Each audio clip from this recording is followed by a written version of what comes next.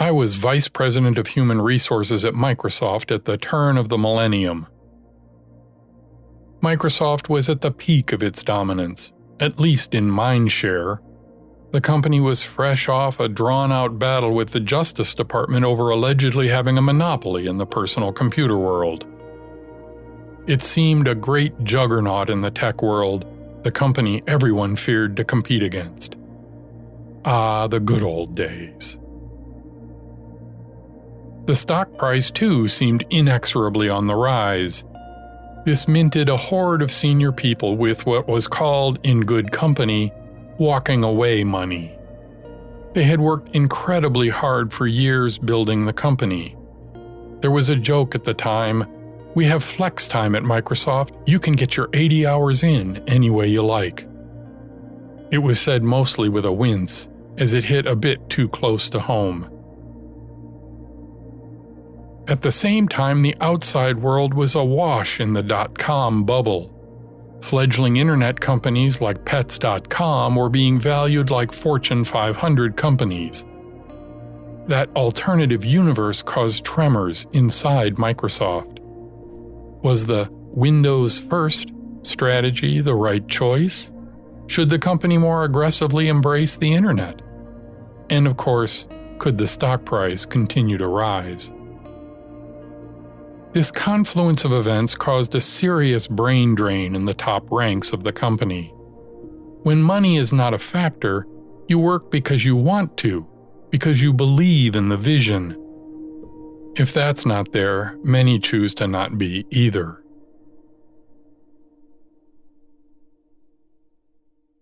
Brad Silverberg was first among those who weren't sure the company vision was right, and he told pretty much everyone who would listen about it, including me.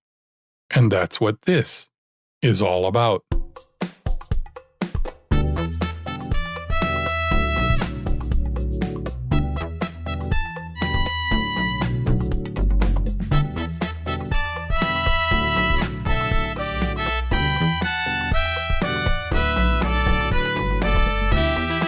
This is Leading Smart, the show about managing in the brainpower age. It's a field guide to the joys and challenges of leading and working in the modern workplace. I'm Chris Williams, your guide to the stories and ideas that I hope will inspire you to be a better leader in the world of knowledge work. This is the third and last of 3 episodes with Brad Silverberg. In this episode, we talk leadership as a VC and in a post-COVID world. This is episode 205. Part 3 of my conversation with Brad Silverberg.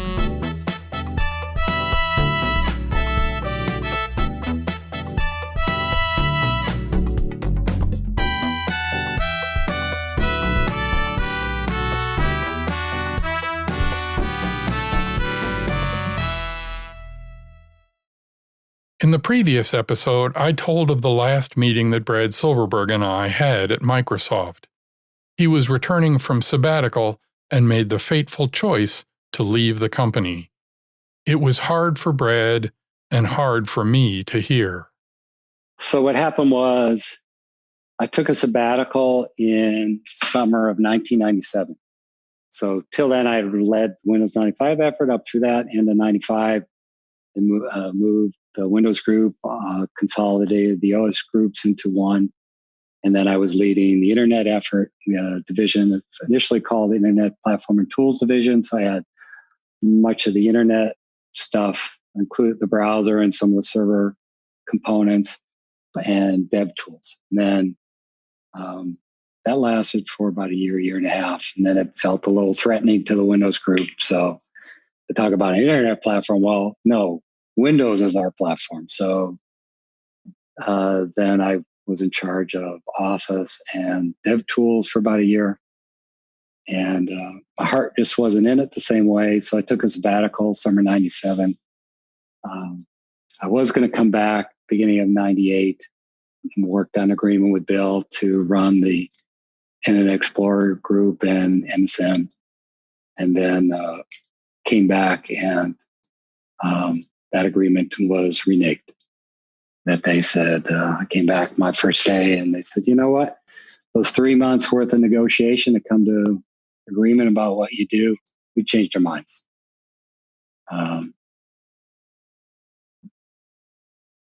That didn't work for me because, like I said, trust is so important, and trust is a two-way street. And you want to be able to work for people that you come to work feeling like, hey, they trust me.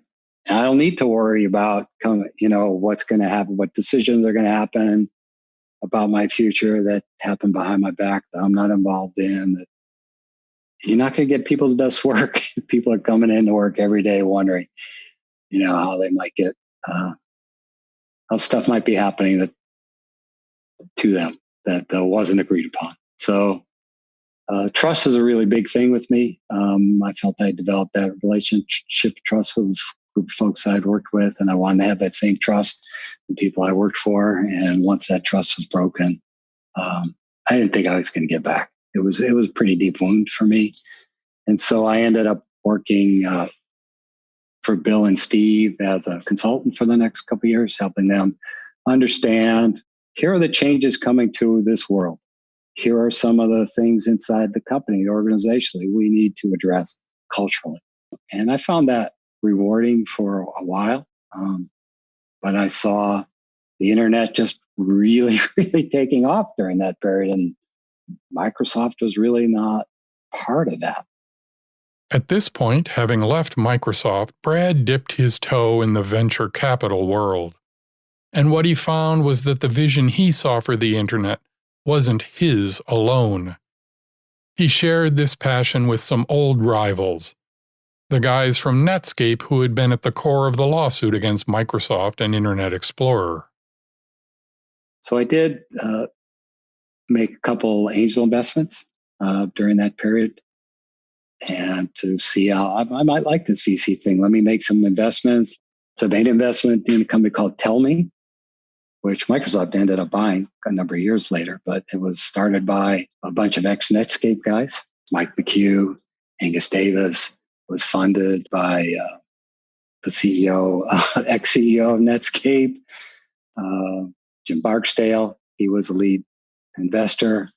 And so it was pretty weird. This is 97, 98 to now get involved with a bunch of ex-Netscape guys. And then Hadi Partovi and his brother Ali were also involved. And that's how I got introduced to the company.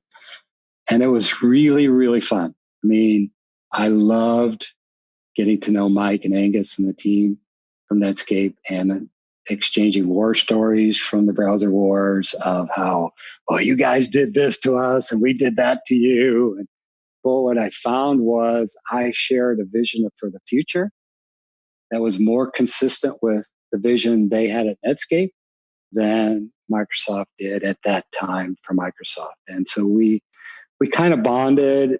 We did bond. We stayed up till 2, 3 in the morning many nights just talking about the internet, the future, what it was like inside our companies and what we did and what they did. And so it was like that mutual respect between two warriors of who may have been on opposite sides at the time, but really kind of shared a lot. And so I really enjoyed that. And I was on the board of directors for Tell Me, and I had a great time. I saw, I could see myself doing this. Having dipped his toe into the VC world, Brad and some friends started a venture capital firm called Ignition. Based in Seattle, they were initially focused on investments that followed his passion, the internet. I started Ignition in 2000, primarily with a bunch of ex-Microsoft folks and then one ex-Macaw person, Steve Hooper. It was John Ludwig, Cam Meervold, John Roberts, Rich Tong, Chris Peters, folks that I had worked with throughout my career and who shared a common vision that the next technology wave was going to be the internet. And we wanted to align our VC firm around the internet. In fact, what we believed in 2000s, we felt it was already clear that the internet had won, and what was the next thing after the internet? And we thought it was mobile internet. I need to stop right here and repeat what Brad just said. He said it was clear in 2000, some 20 years ago, that the internet had won, and he and Ignition were already moving on to the mobile internet, something most of the rest of the world only truly appreciated 15 years later. The iPhone was still at least 5 years away, and yet Brad and the Ignition team saw that future. And so that was our fundamental investment thesis when we started Ignition, was to invest around the mobile internet. We were right strategically, but timing-wise, we're a little early. And in VC, you learn pretty quickly being early is the same as being wrong. That you make investments. They may be great ideas, but it just takes too long for the market to develop, and the company runs out of money before then. So a couple of years later, we did revise our investment thesis to a more broader technology investment platform and invest in a company like DocuSign. We were the initial investors in DocuSign, Splunk, and a number of other companies that have done very well. So one of the things people say about VC's investments all the time is that ideas are a dime a dozen and that money is not particularly that hard to find, but what really you're betting on is the people, is the ability to build a team, to execute, is that still something that rings true to you? Absolutely, especially early stage, which is what we were doing. We were early stage investors, Series A or seed investors, and there are lots of really great ideas out there. There's some extraordinary ideas out there that there are a lot of great ideas, and ideas. What really matters is how you execute, how you turn that idea into a product, and into a company, into a business, and so we do look for not just the idea, but the team around it that can translate that idea into a successful product and business. And the character. Building a startup is hard, is really hard. It's discouraging at times. It's exciting at times. You don't have the staff to just hire people and have somebody else do it. You got to do it all yourself. And typically we'll take a big pay cut to be able to do so, based on expectation that hopefully the equity will be worth something someday. But it's a short-term sacrifice. It's a big sacrifice you might have to make in terms of your cash flow at a time when you have kids and family. And so we do look for a character. We look, and we did, to be candid, Chris, especially in the early 2000s, that decade, there were a lot of people at Microsoft who saw startups going crazy, starting all the time in Seattle and the Bay Area, and very exciting time. Great new ideas, companies getting started, and Microsoft was a big company at that time. I would say strategically they were not going in the right direction. That was my opinion. That's why I left the company. I lost faith in the strategic direction of the company, and to be honest, I sold all my stock in the end of '99, which turned out to be, until recently, a global high.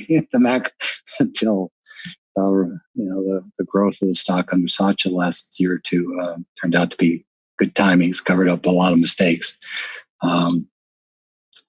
People in the company had lost faith in the strategy or the culture. Culture was undergoing some real challenges too, and people were leaving. But we were reluctant at Ignition, unless we really knew the people well enough, to hire people directly from Microsoft into our startups. We wanted them to go through another startup first, because it was a real shock to the system to leave a very coddled, well-paid Microsoft environment and go to a startup where it was bare bones and the salary was a lot less than people were expecting, and you didn't have the headcount. And so we wanted people to go through that experience first to find out whether startup life was really for them. And one of the things that I kept seeing, and I saw numerous times, was people would say, senior leaders at Microsoft would say, I led $1 billion business. But when you looked at it in any kind of reality, you realized what they did was they led development for a particular business. But they had finance all done for them, sales all done for them, facilities, all the support. They didn't have to manage the most of what is challenging about managing a startup. Absolutely. It's like you're on a big ship that's, back in the 1600s, people rowing, and you're standing at the bow saying, hey, I'm in charge. You don't realize how much infrastructure was there doing all that work for you, that you were really, sure, you built a great product and that you needed to have a great product, but all that infrastructure, sales, marketing, finance, operations, recruiting, having this constant inflow of people who wanted to work at your company. When you're at, mystartup.com, people at MIT and Stanford don't know who you are. They're not gonna go there. You've got to now be able to convince, you got to be well known enough. You got to be able to create these new networks and flow of candidates. You've got to be able to convince people to come work for you, where that was all done for you at Microsoft. And a lot of people couldn't make that jump. Plus, the way Microsoft was structured, it was pretty functional. And so even if you were a general manager, you really didn't you didn't manage sales. You didn't manage a lot of parts that are important to be able to run a business. And so for that period of time, people would come out of Microsoft really not that well trained to be able to assume a CEO role. They could be good VP of engineering. They could be good CMOs. But in terms of the leadership and exposure to the broad aspect of the business, you didn't get that at Microsoft. I mean, that sales machine at Microsoft was a machine. And even late 90s, early 2000s, a lot of that they were order takers more than they were going out, creating leads, generating business, having to fight it out tooth and nail in the market. It was a different experience. And in a startup, you gotta have scrappy people who are going to operate on a small budget and do very creative things. And your time horizons, there's a time clock. You're in a startup, you run out of money, you're out of business. Microsoft, essentially infinite. There's no time clock. It takes 3 tries to get it right. Sure, no problem. There's no chance they're going to run out of money. But in a startup, there's a time clock, and you run out of money, you're out of business.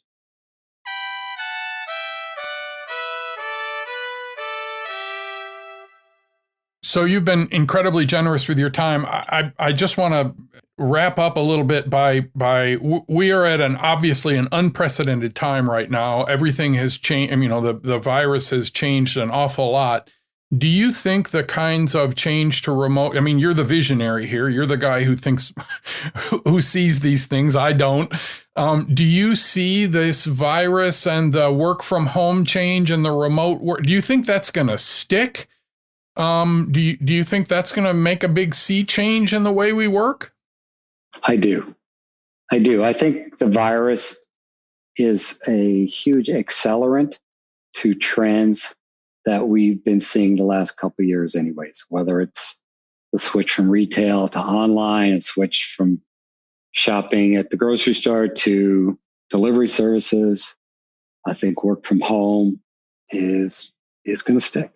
I think some of these new tools like we're using right now with Zoom, Microsoft Teams, whatever, I think they're going to lead to a whole new generation of tools that make it easier to collaborate.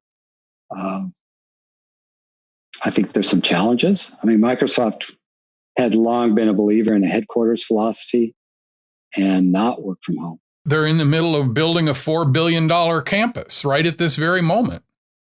And as Satya said, the thing he misses the most is the chatter or the conversations that happen before a meeting and after meeting, where you just kind of talk with people around the table. And there's a lot that gets missed. I think companies are going to have to be a lot more deliberate, a lot more considerate about communication, stuff has to get written out. You can't just walk down the hallway and talk to people.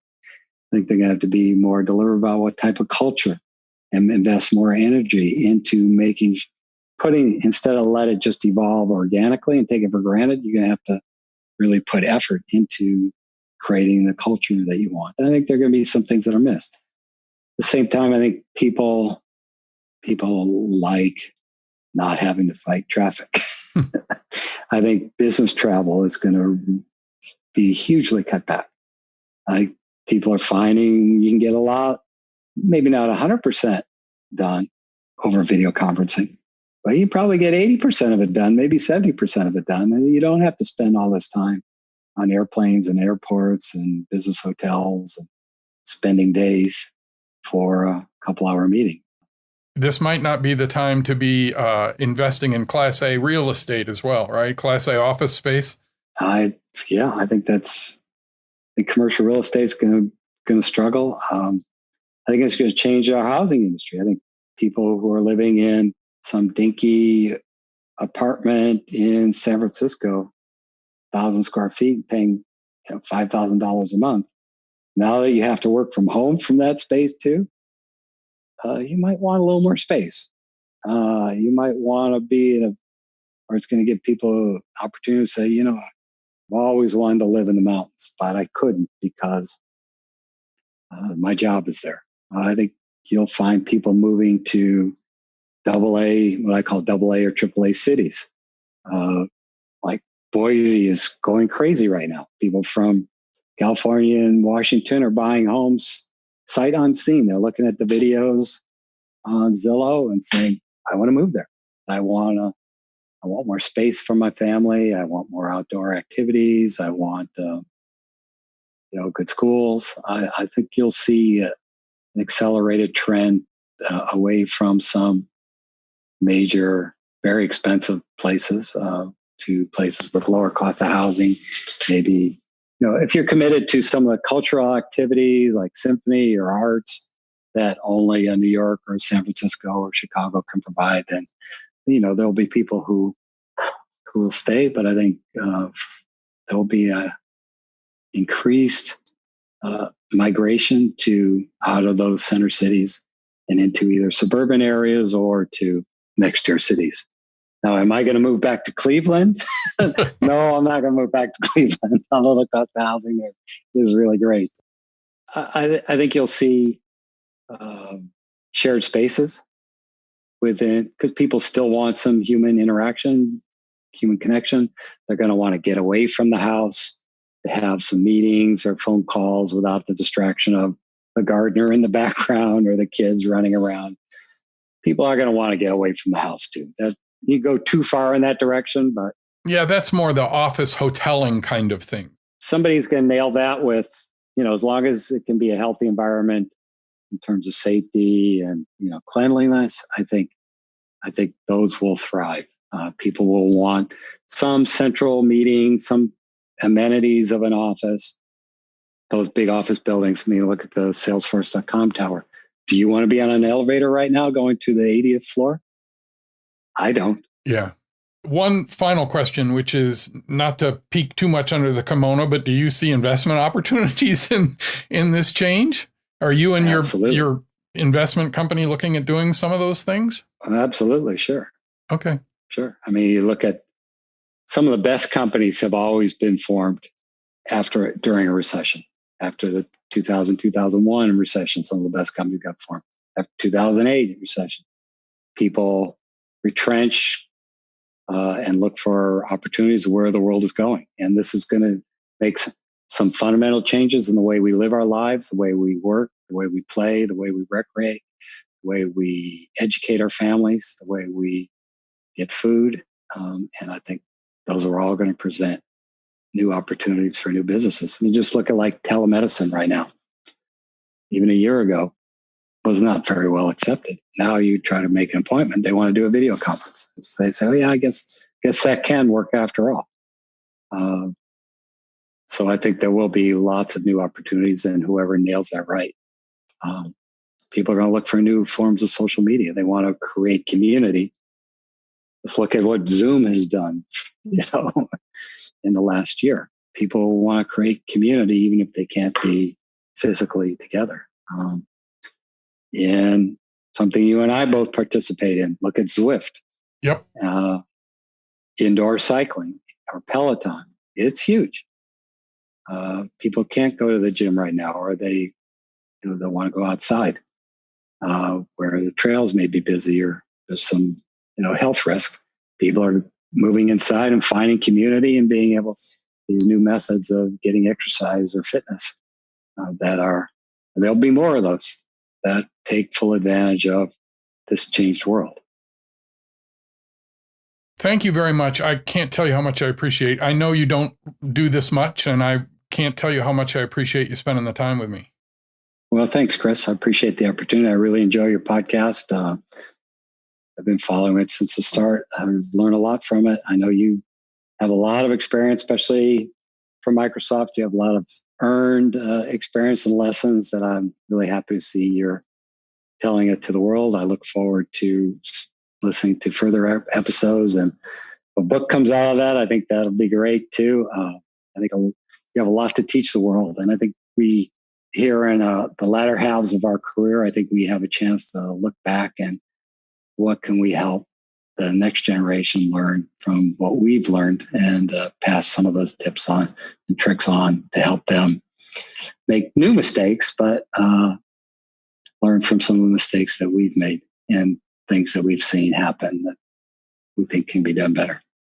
I want to thank Brad again for spending the better part of 2 hours with me. He had repeatedly told me that he didn't want to do it, but I'm so glad he did. He is undoubtedly a unique talent, with a gift of vision, as he put it, that placed him at the center of the development of much of the technology we all use every day. I found this conversation to be one of the most thoughtful and enlightening I've had in years. I hope you do as well.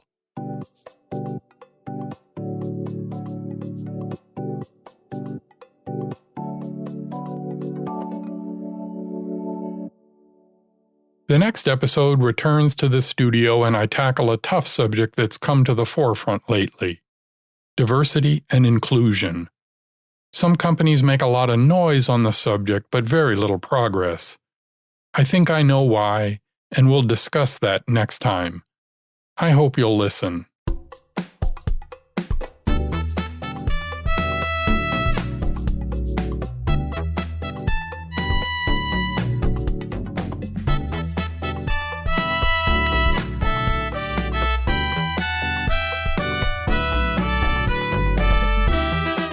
Leading Smart is from me, Chris Williams. You can find out more about the show and discover other resources for leaders at my website, clwill.com. If you like the show, please share it with your friends and especially on social media. Referrals are the greatest source of new listeners. And send me your thoughts, comments, and suggestions, either on the webpage for this episode or to pod@clwill.com. I'd love to hear from you. That's it for this episode. Next episode, we'll return to the studio for a look at the challenges of diversity and inclusion. It's called Not Just a Job. Until then, please remember that each of the several dozen decisions you make today are part of Leading Smart.